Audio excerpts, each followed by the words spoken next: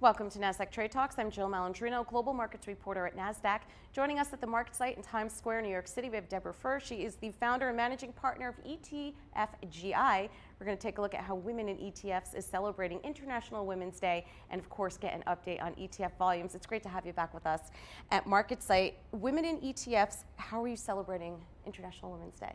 So one of the things we've been doing for the past 6 years is we ring the bells for International Women's Days at stock exchanges. So 9 years ago, we rang 9 bells. This year, there are 96 exchanges that have signed up to do some type of event. Given the corona situation happening, a number are doing videos or virtual things, but we have 78 that are still holding events around the world. So it's pretty exciting. So we partner with UN Women, Global Compact, Sustainable Stock Exchange, the IFC, and World Federation of Exchanges. So the idea is to highlight the things that are being done and can be done to help women and equality and women empowerment.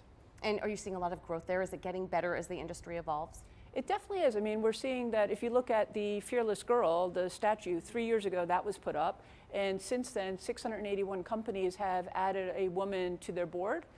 So you are seeing tangible changes both at the board level, within companies, gender pay gap, promotions, and women in ETFs as an organization is 6 years old. And we're all about connect, support, inspire. So we're trying to help people increase their education, get involved in events, network, and help them in their career. So we do university outreach, we do mentorship, we have a speakers bureau to get more people to speak to the press that are women, as well as at conferences.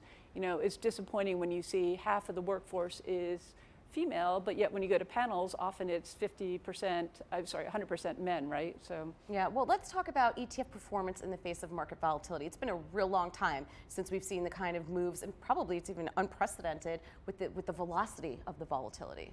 Yeah, you know, it's a great question. And so it's surprising in some ways that we haven't seen more written about it. But ETFs have actually demonstrated that they do what they're supposed to do. So we've had 6 days when the S&P 500, the first ETF in the US, and I should say today is actually the 30th anniversary of the listing of the first ETF, which was in Canada.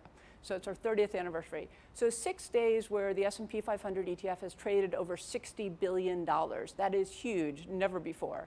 We've also had really high trading days in fixed income ETFs, and we've had significant outflows, all of which has happened exactly as they should. So ETFs, remember, most trading is secondary, so it's you and I trading existing shares as opposed to going and doing creations and redemptions. So they're doing what they're supposed to, and I think that's really a great story to be told.